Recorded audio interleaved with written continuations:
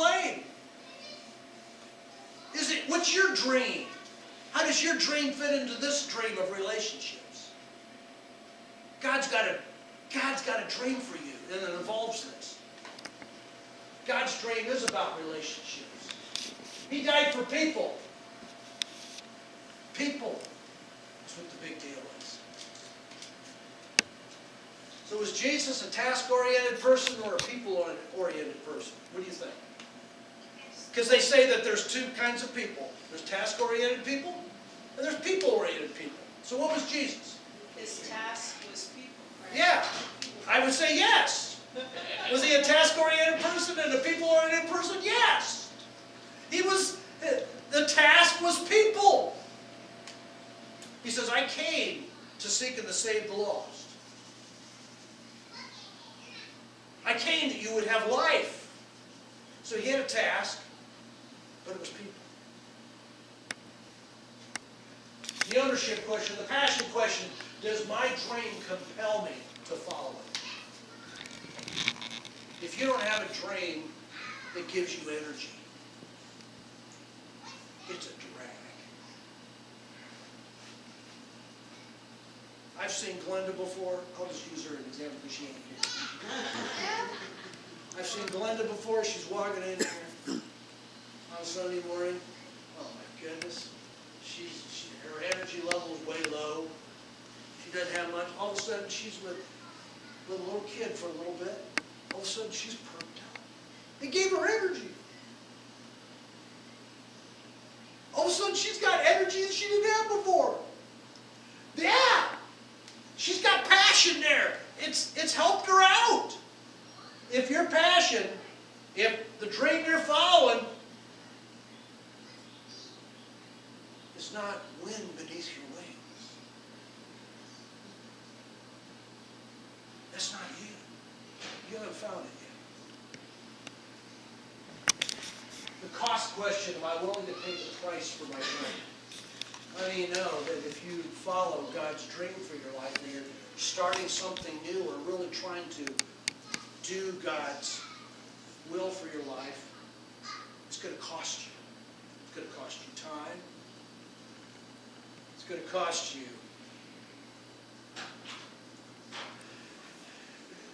It'll probably cost you resources.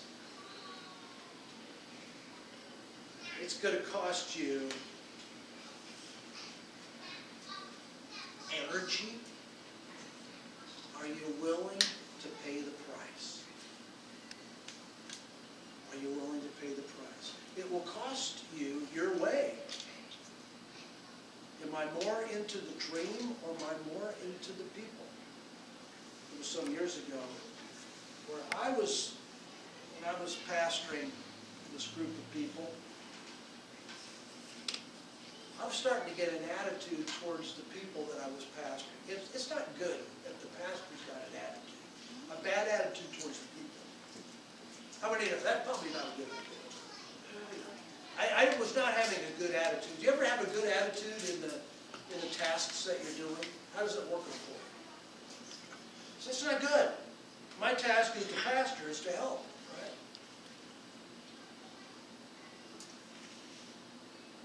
And I said, God, I've lost a love for the people. I spent this one day, I spent it mostly crying. Because I've lost my heart. It broke me.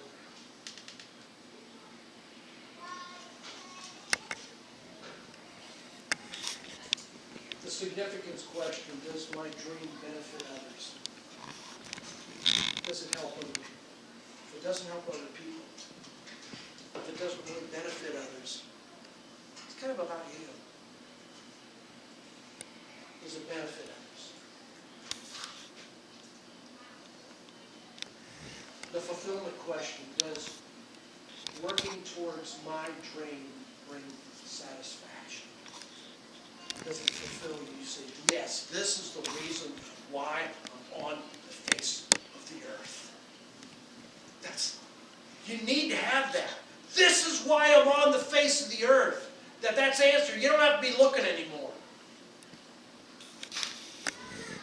And then 3 other ones that I'm really not going to get into until a little bit later. The clarity question, your dream needs to be clear. It's like, have you ever heard people say, and God bless the missionaries? Have you ever heard that prayer? Bless the missionaries prayer? What does bless the missionaries mean? It's so unclear. How about ask, if the missionaries need a van, ask for a van. Get clear. We need a clear vision about what God is calling us to do. We need the clarity question. We need the pathway question. How are you actually going to carry out your dream? You need an actual strategy in order to do the dream. And the people question. Who are the people that God has called you along with you in this dream? That's the people question, because the dream is bigger than you and it'll always be bigger than you. And if you can fulfill your dream, the dream's not a God-sized dream. There's other people that need to come along with you and partner with you. So the ownership question is my dream, my dream. How do you know if it's somebody else's dream, or how do you know it's your own dream? You will not have the right fit, and it will fit who you really are. That's how you know. Another one is, it will be a weight on your shoulders. You know it's your dream that will give wings to your spirit. Somebody else's dream, it will drain your energy. If it's your own dream, it will fire you up. If it's somebody else's dream, it will put you to sleep. If it's your own dream, it will keep you up at night because you're so excited about it. If it's somebody else's dream, it will take you out of your strength zone. If it's your own dream, it will take you out of your comfort zone. You might say, someone here might say, God's called me on the worship team. Okay, let's come on the worship team. And you start singing back here, and you can't hold a tune. You can't hold a tune. Well, you're out of your strength zone. God doesn't want you to get out of you're not gifted. But if you do follow God, you're going to go out of your comfort zone. If you're following God, at the very first, you don't know, am I out of my comfort zone or my strength zone? Maybe I'm just out of my comfort zone. Because at first, I don't know anybody that wakes up one day and is able to sing. You got to practice. And you know what? Why did I ever practice? Because I liked music. I liked it. I enjoyed it. It was a passion. It gave me energy. So it wasn't difficult. It wasn't. How many here, some of you, your parents made you take music lessons? You were made to play the piano, and I hated every last second of it. I had. That was the idea. You have to be a well-balanced individual. Oh my goodness. The problem with being well-balanced sometimes is you miss exactly what you're supposed to do. How you become public?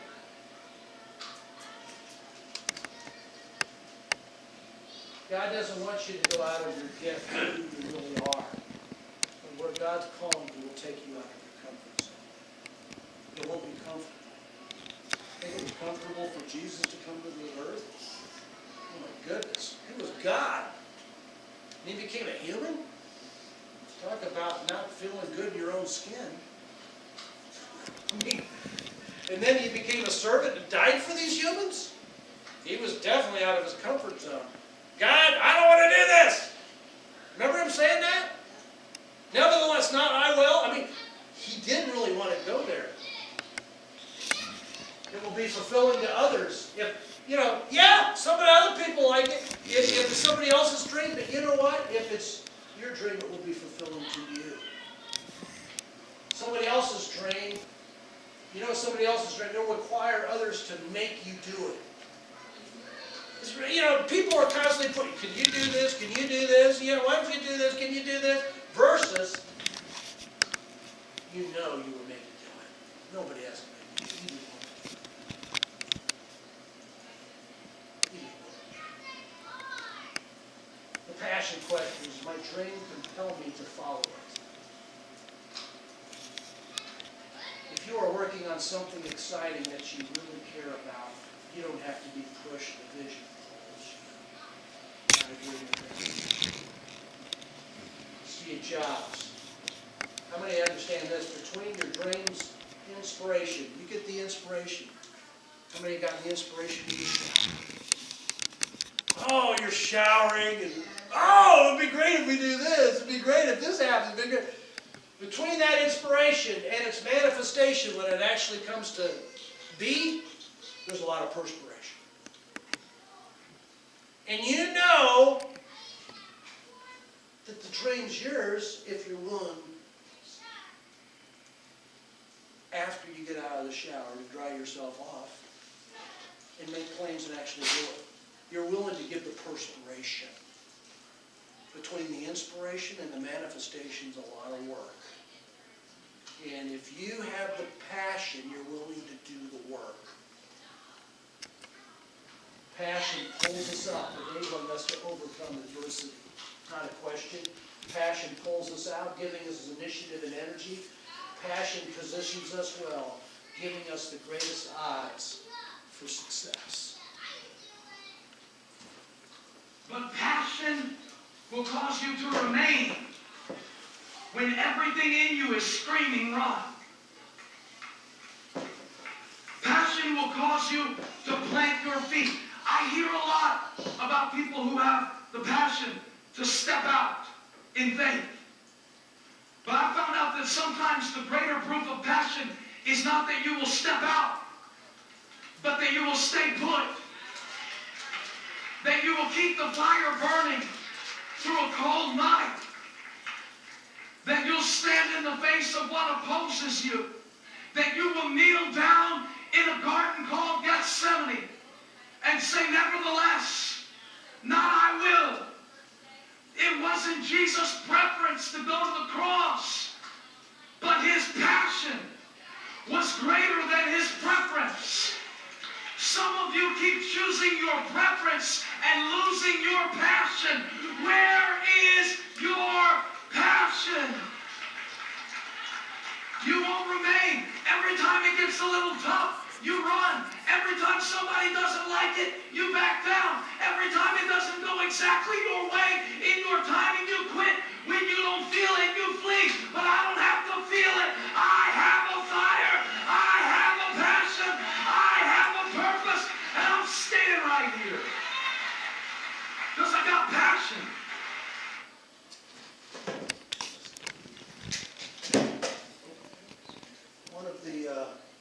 One of the songs we sang, he was the author of one of the songs. It's, what was the song? Do It Again. Sang this morning, Do It Again. He's the author of that song. It's a good song. And it talks about adversity in there, but how God is faithful. Great is your faithfulness. Talks about adversity in there. You know, the walls are here. The wall, I thought by now the walls would come down, but they're not. But Jesus, you're still enough. He has passion to plow through. That's what that song's talking about.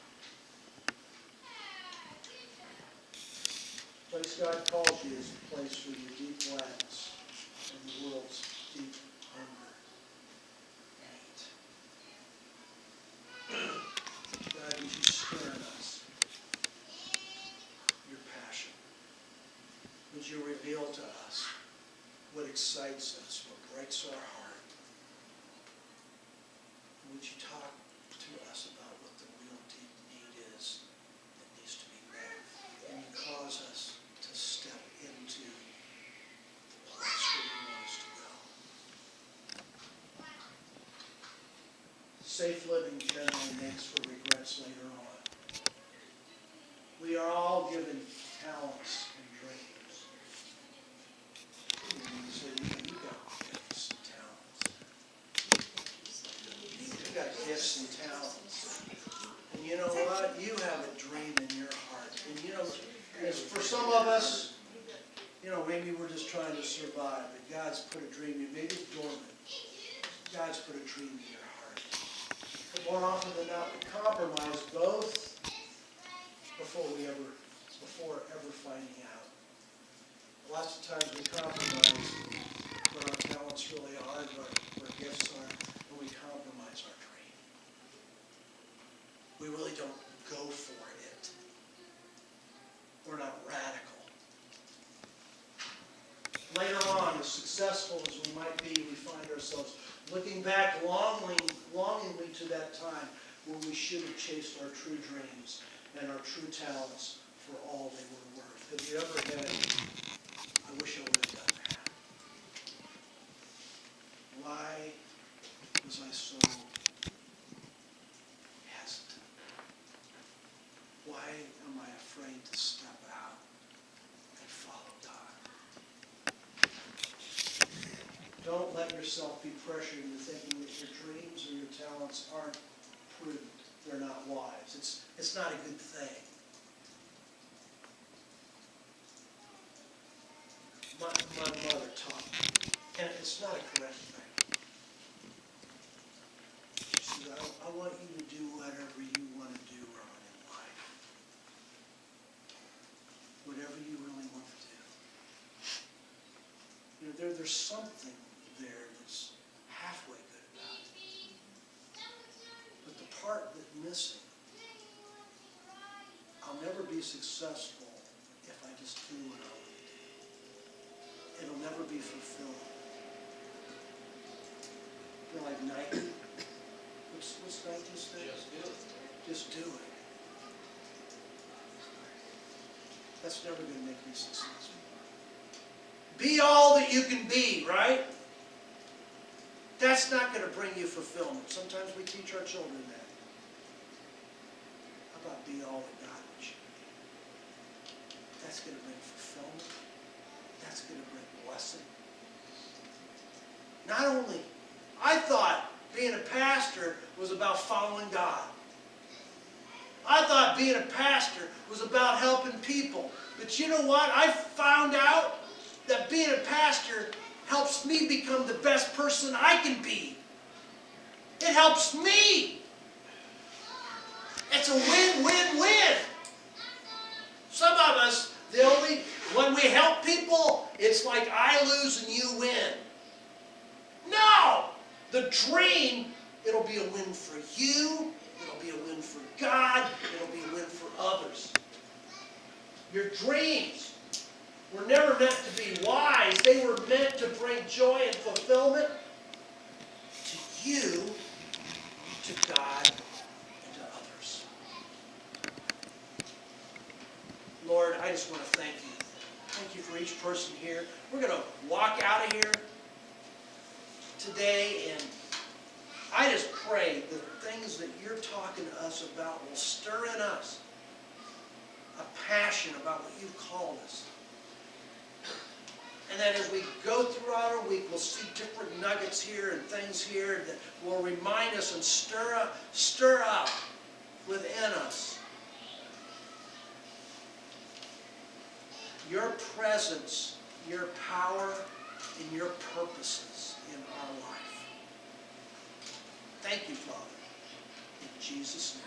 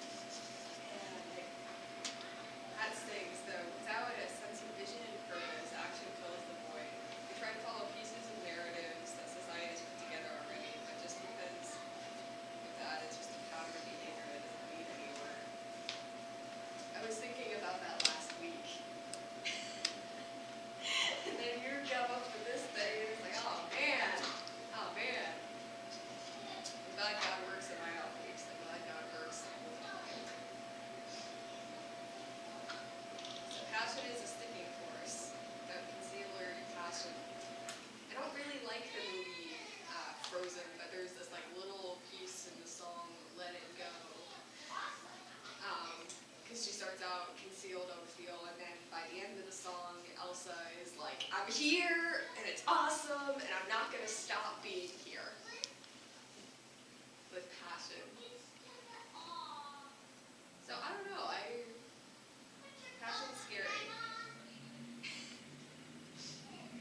Not giving up, not letting society just like shove you around, not letting all of that. That's a good point. Passion's scary, because what, your heart's out there? Well, because your heart's out there and everything, you know, there's all of these pre-built, like little pieces of narratives, get a house, get married, get a car, get all of these things, these little narratives that we try to follow.